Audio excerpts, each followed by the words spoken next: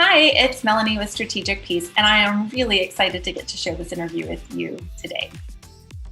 Whether you are in the energy industry or just interested in customer experience overall, you really aren't going to want to miss this. I recently sat down with Scott Nguyen, who is the co-founder and CEO of 17 Terawatts.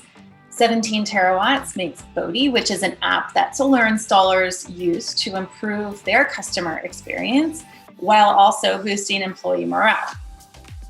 Scott is hands down one of the smartest people that I know.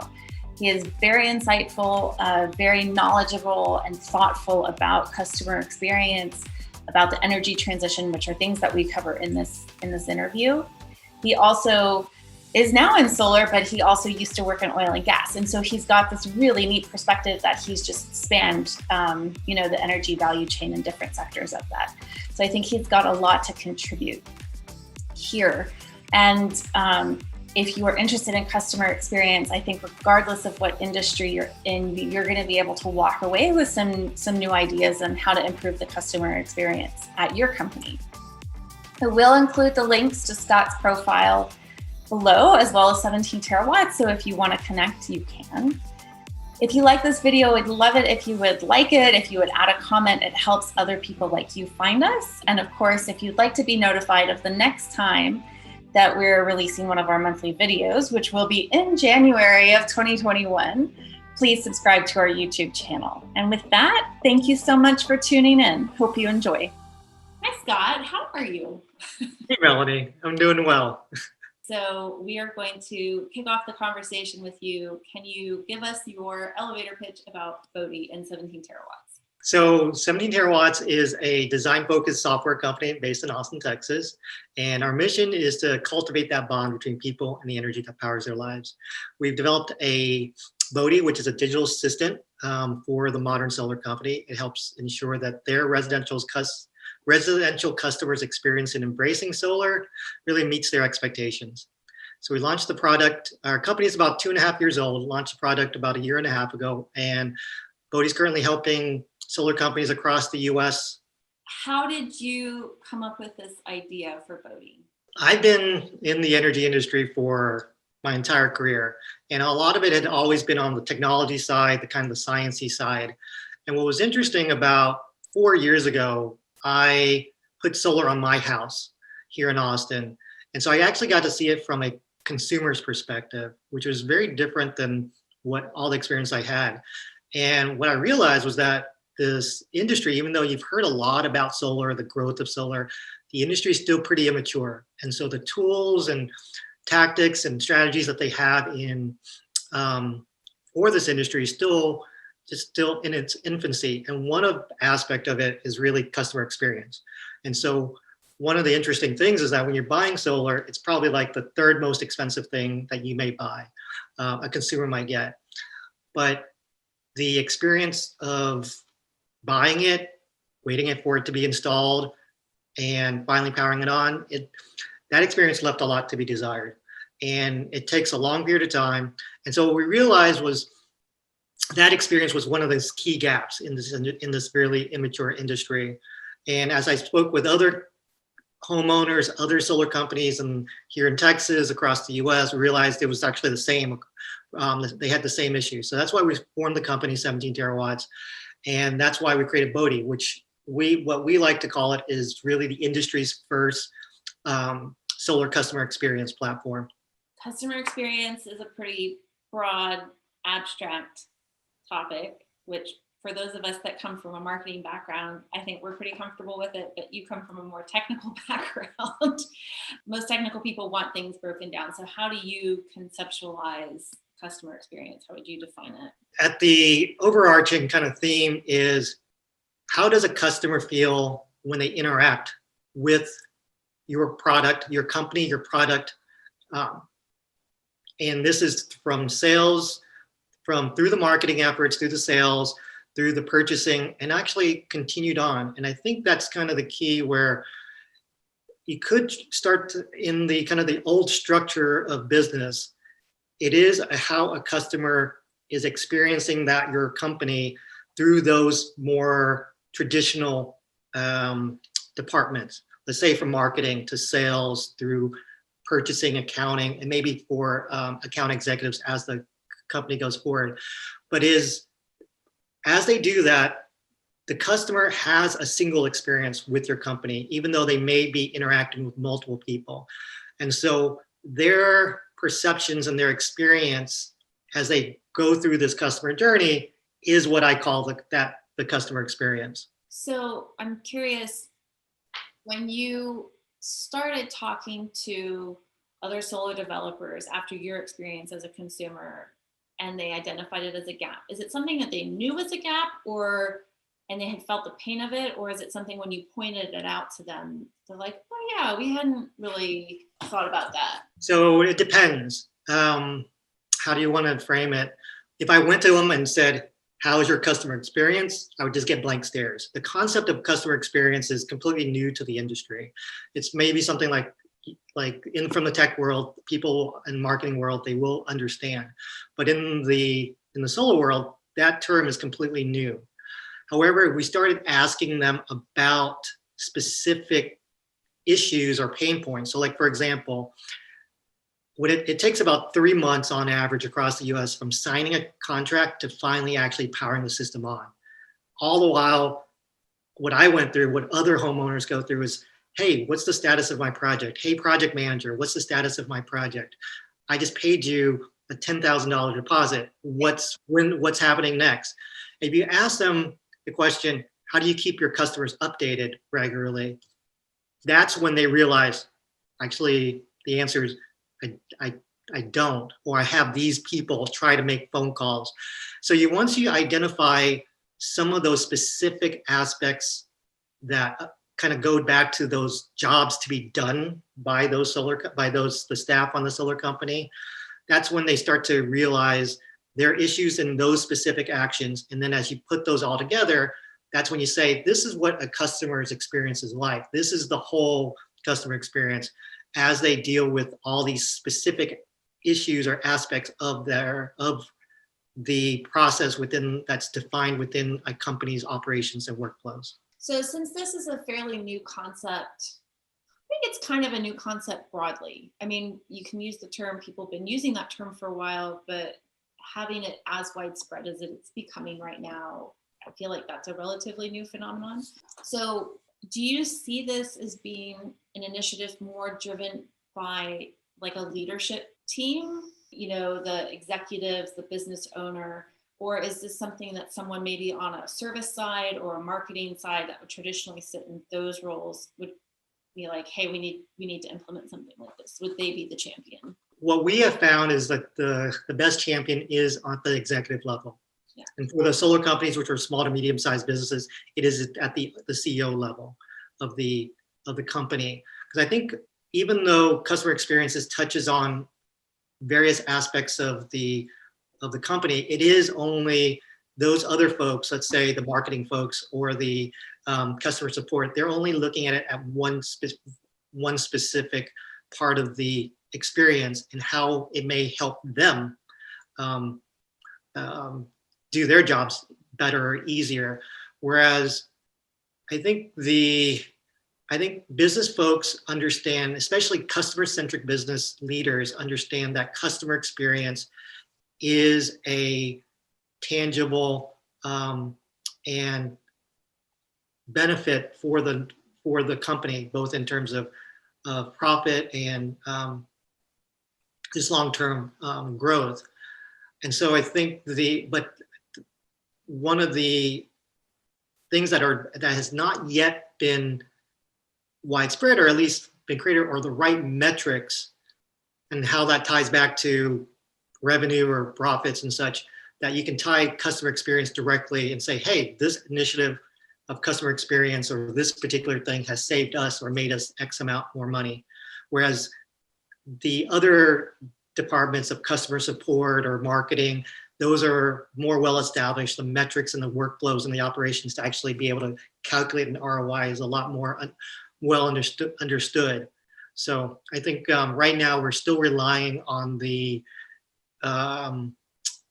intuitive nature of the C-level executives understanding that this customer-centric approach, a customer experience approach, is something that the companies want to is a strategy that the company wants to pursue. And so that's why they've taken on the initiative. You are a software company. So how have you, as an entrepreneur, as a business leader, thought about your own customer experience? It's completely evolved into actually realizing that it was important. Yeah. So we were building a product for the homeowners, for their customer experience. And then what we knew was that we had to make the lives of the solar staff easier. So that's great. And that's why we do a bunch of automation. What we realized on top of that were a few different things, both within the product, but also within our sales process, all kind of our sales and retention process. Yeah. So in terms of the product, we realized that even though there's so much automation that's built in, the company actually doesn't realize how much is actually being done for them. And so we ended up having to create certain features that would let them know that certain things are being done on their behalf. And then what we're rolling out, what we're going to be working on more recently is just kind of a monthly report of how many automated actions have been taken on their behalf in the past month, and that's really for us on the customer retention side, but that's kind of that experience, and that's something that's kind of weird. The other aspect that I'll say from a sales retention side was a lot of the principles that we kind of that we really promote in how a solar company should interact with their customers, keeping them updated, being able to get the right information at the right time, knowledge bases. That's something that we ended up realizing we have to do the same sort of things within our own processes. We've been slowly implementing that as we've come to the realization that all that, the customer experience for our business is actually extremely important too. You know, it's interesting that you, as a customer experience evangelist, you still have to be very conscious and conscientious and thoughtful about what customer experience you're delivering. That's true. I mean, and I think that's particular to us because we are a B2B B2C business. And so we actually have two end users, which are one, which is the homeowner, and the other one, which is the solar company. Now, the solar company is what I call to be our real customers. They're the ones who pay for our service. Right. And so being able to give them the right experience is key, because otherwise we won't have any users. It's interesting. You also brought up that there's so much automated behind it that you're having to, quantify it and prove it out. Because it reminded me, I'll have to see if I can find an article on this, but I remember hearing about, I think it was in the 50s or 60s, one of the companies that started making the instant cake batters. Now if you're making an instant cake, like you go buy a box and you put 2 eggs and you put some milk in it, and that's it. It's still really easy. It's like 3 steps. Mm-hmm. But they had figured out a way so that you literally, I think, just poured water in it and that was it. And their sales wouldn't pick up. And they did all these surveys with housewives that were the ones who were making these cakes, and they found out the women felt guilty presenting that dessert as if they had made it it was too easy. Mm-hmm. They wanted it to be, and so they had to make it a little bit more complicated for them to make them feel like there is that balance of when you're doing the automation, or how I want to make someone's life much easier, but I can't make it too seamless, or there's you get some unintended consequences and reactions to it. No, yeah, it's true. Because I think what's interesting about this type of business is that our users are not necessarily on our platform. I mean, our solar companies are not on our platform. And so that's, which is engagement, eyeballs. That's kind of the major metric for understanding the stickiness or the retention rates and such. So So that was kind of interesting when I was thinking about how to divide on the retention side, when I started thinking about how to create tiers of our customers. One aspect was how frequent are they using it, and then which features are they using.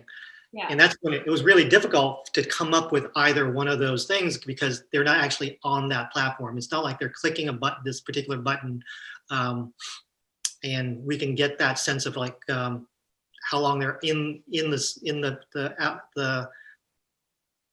platform itself. But that's where we said, okay, well, what we need to do is actually count up all the number of notifications. So I think like we're still pretty early, but I think last month, I think we sent over 5,000 automated notifications to our on the behalf of our customers to their customers. So when you start talking with these companies, are most people a bit overwhelmed at this term customer, like, okay, we need to improve our customer experience, or we want to work on this? Do you have to start simple and build up? Or do you find that people are like, when they buy into this, yes, we need to be more customer centric, they go all in? It depends on the mentality of the person at the company. If they're, if they're still thinking about their business transactionally, yeah, they're only going to like the fact that all we're doing, that Bodhi is simply carrying out a task for them. And so the idea of the fact that you can think about the customer experience as a way or as an avenue towards a long-term customer relationship, which can lead to lifetime customer value and increase, that's something that needs to be communicated to them. And I think majority of those that we talk to understand that and embrace that. But I think I've definitely come across those that are like, hey, can you just do this one thing for us? Yeah. So we'd say yes, but it's not it just doesn't lead to the idea of customer experience where you can build upon the fact that 1 + 1 is equal more than 2, for example. Yeah. Do you think one of the reasons why solar might be slower to adopt this than some industries is because, like, if I'm a consumer, I'm going to put solar panels on my roof, they're going to be there for a long time. So compared to other companies where some of your metrics of customer experience are, are we getting regular repeat purchases? I imagine that's a bit different in solar. It is. It's probably, I think that's part of it because most companies have thought about it as sell a solar system and then forget about it. Yeah. But what we are saying, our central thesis is that if you can cultivate these deep relationships with your customers, you can leverage the fact that there is a 25-year customer relationship that comes inherent with solar. Yeah. There's something different than that of a lot of other products that have much shorter lifetimes or lifespans. And so what we're saying to our companies is that, or to our customers or prospective customers, is that if you cultivate these relationships, you've got this 25+ year customer relationship.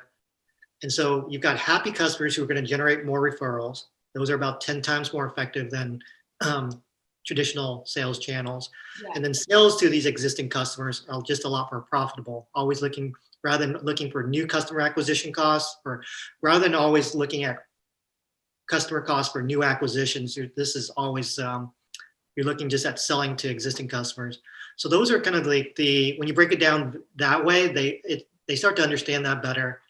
And I think the other aspect of solar that's more recent is that there are more and more energy products and services that are becoming available to the consumer. Right. And as those solar companies are realizing, hey, I can sell more than just the solar system. I can sell batteries, I can sell EV chargers. There's smart home automation that will be down the road. And so what we end up, when we actually do our sales pitch, it is more of what we are trying to do is cultivate that relationship so that that homeowner, rather than thinking of that company purely as the solar installer, actually starts to think of them as the home energy service provider. Right. And that, when for this business, when you talk to the CEOs or owners of these companies, that's when they get a image of how their business can evolve into something more sustainable. Yeah. Because if you think about it, if all you're doing is putting solar on people's homes, at some point you run out of homes. It makes me think of this.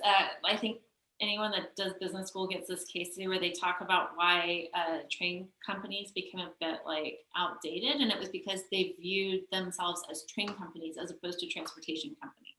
So they defined themselves based on what they did rather than the value that they and the service that they provided. Yeah. So I think it's totally something similar. So you brought up before, you guys are a B2B B2C company, which is interesting because that means that you guys have to understand both the B2B side as well as B2C, which it gets challenging to keep all of this, the nuances straight, right? And then that's where it gets, I think, tricky is in the nuances. So between the business B2B and the B2C markets, what differences do you see in terms of customer experience expectations? From our users, from the consumer standpoint, our users, they just want to make sure that they're getting the right information that they want. So I say what we end up doing, it's the general principle that we're trying to do, and it's not always the easiest, but we've got a particular emotion that we're trying to convey, or we're trying our users, we want our users to have, both users, which are the homeowners, but then also the company. And that emotion is comfort. So from a homeowner's perspective, what we're trying to do is make sure that they have a sense of comfort in knowing first that the investment that they, the purchase that they just made is the right purchase, the right decision to sign that contract. And then once the system's installed and working, that they've made they've comfort in knowing that it's the right investment that long-term. For the solar company, what we're trying to do is ensure that they've got a sense of comfort in knowing that their customers have the right information at the right time. And doing this in practice is, it's challenging because you've got multiple users and multiple jobs to be done. And so we take it from both perspectives. And I say kind of like on a practical level or a day-to-day, how these kind of differ. From a homeowner or consumer standpoint, our feedback from them has come mostly more from analytics, from how it's being used, from surveys, more kind of digital means that are more aggregated. Because whereas from the business who are our customers, that's much more like an account executive. Hey, give me your feedback. What are some of the things that you guys need? What things are not working? And so it's much more, I'd say, of a white glove service. Yeah, it sounds a lot like the difference between qualitative and quantitative data. Yeah. Like with utilities and reps, they typically have found, like, I've seen a few people who are like, we want to, have more regular customer communication and be more top of mind.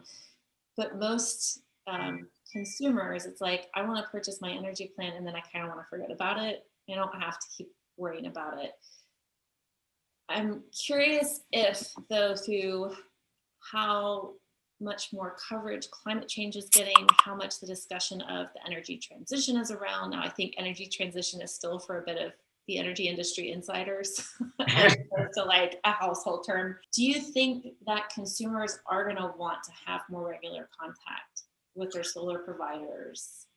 Or do you think it's a difference between people who are choosing to put solar on their roof and that's really driving a different level of engagement, perhaps? When we spoke with other homeowners, solar homeowners and non, they wanted to know. They want to know that they're, how much they're producing, what kind of impact they're making, but energy is not top of mind. Right. And so I think what needs to be the approach is giving them information that is personalized and, if needed, actionable. And those types of notifications at those moments can be engaging. If all it is a bill that one has to pay that might be disputed. That's why utilities historically have the worst NPS scores in the out there.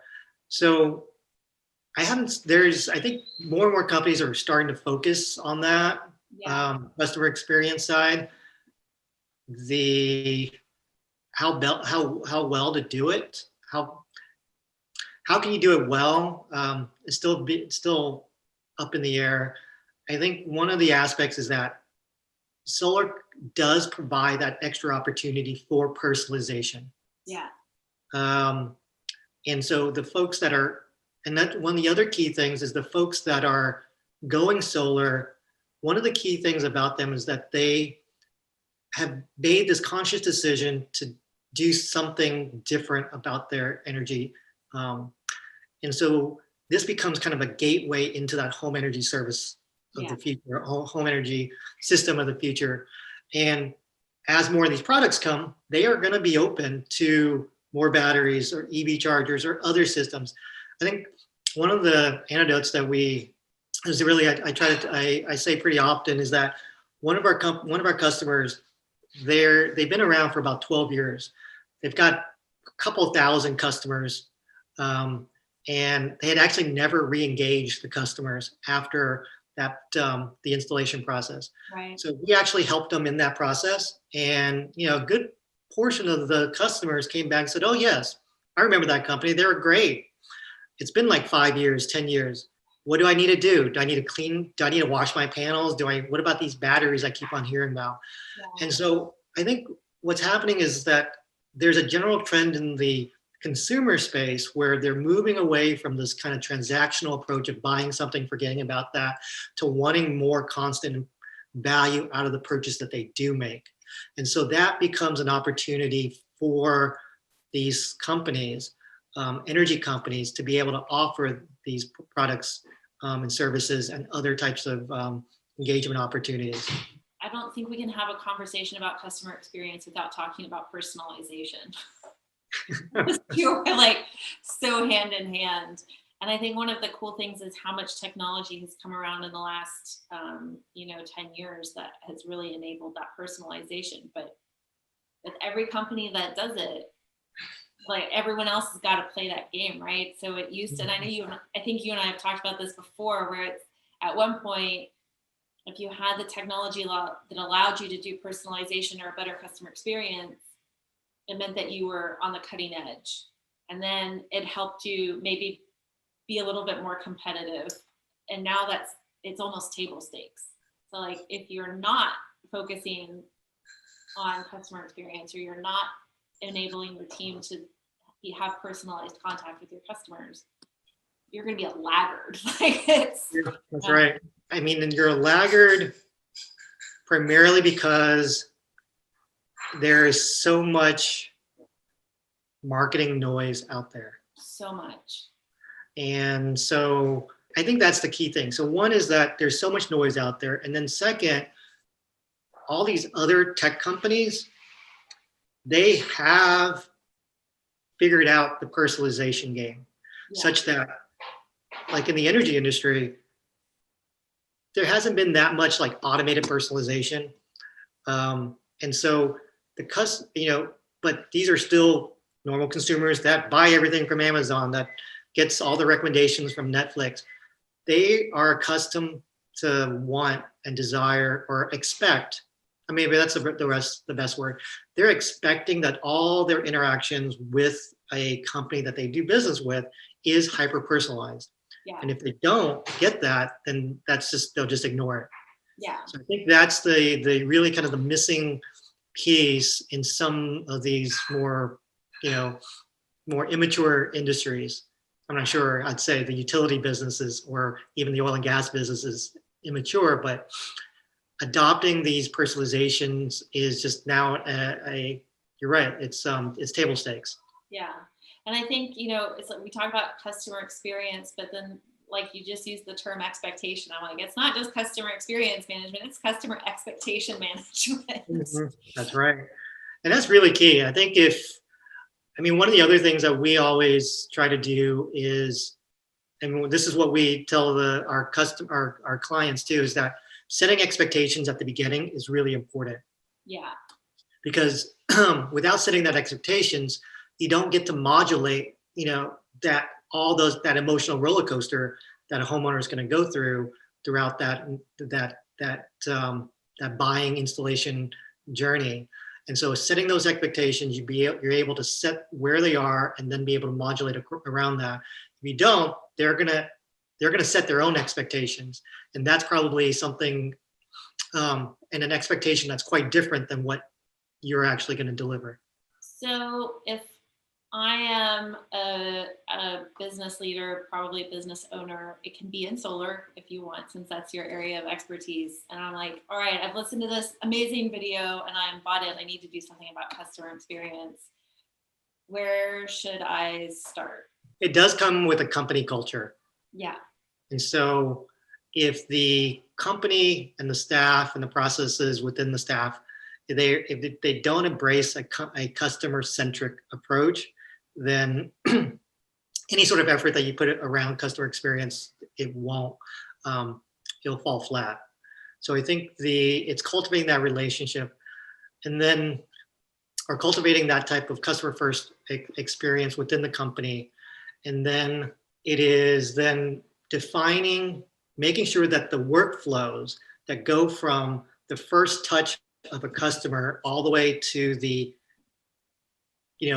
continued touch of a existing customer, all of that is consistent with a singular brand, without any inconsistencies or without any opportunities for that customer to fall through the gaps at those main key handoff points.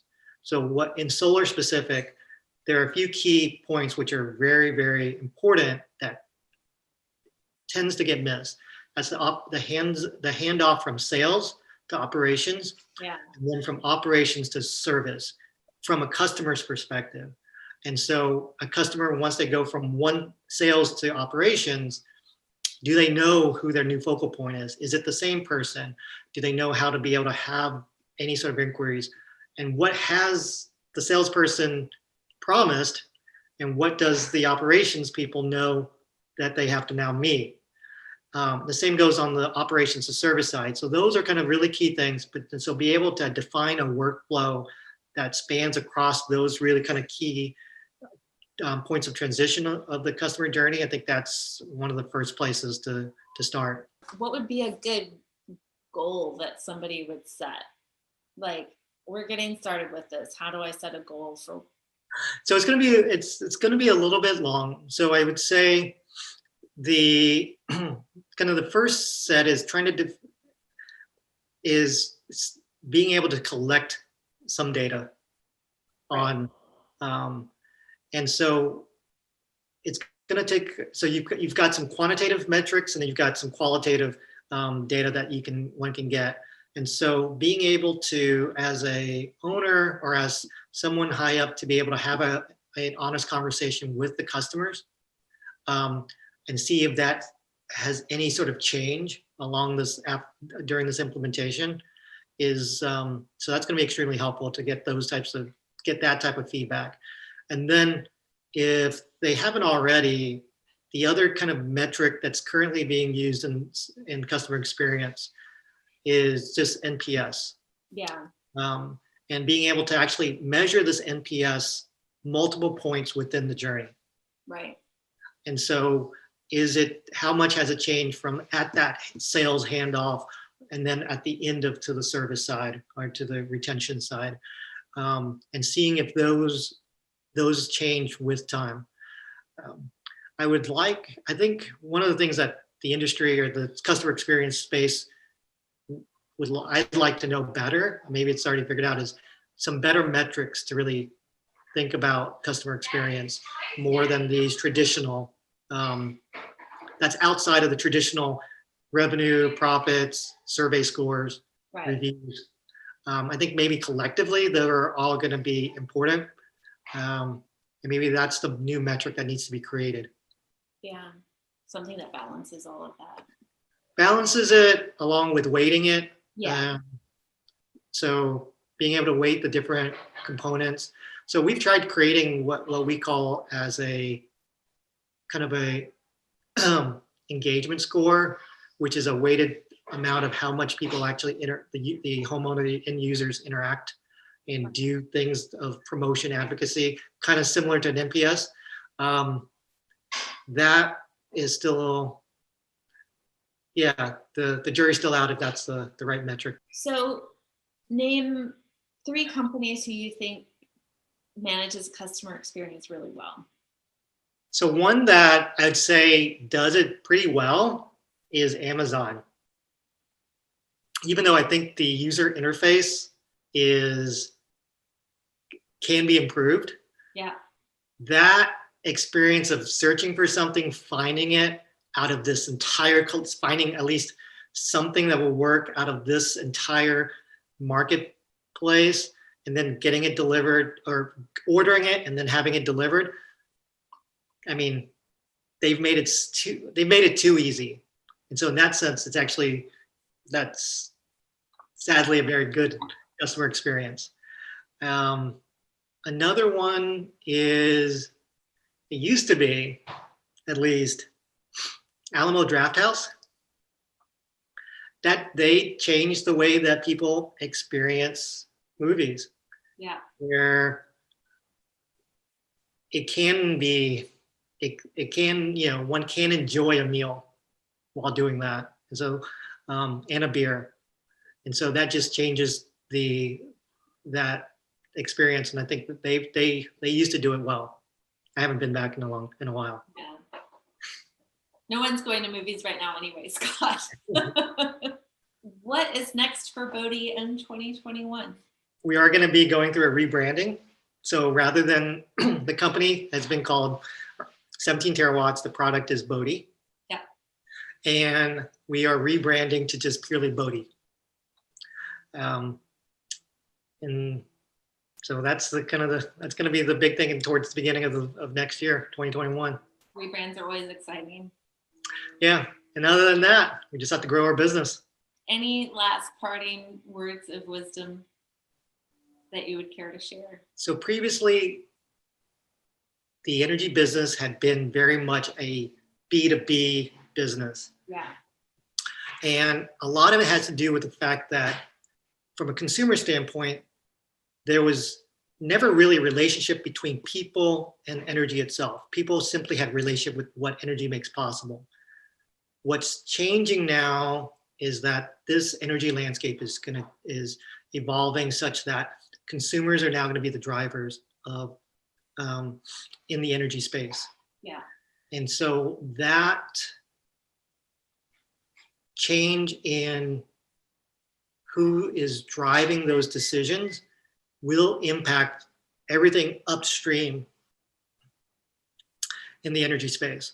Yeah. From utilities, from oil and gas, from transportation, mobility, everything else. And so it'd be interesting to see how a consumer-driven industry, or how the energy industry will change now that it's going to become much, much more consumer-driven.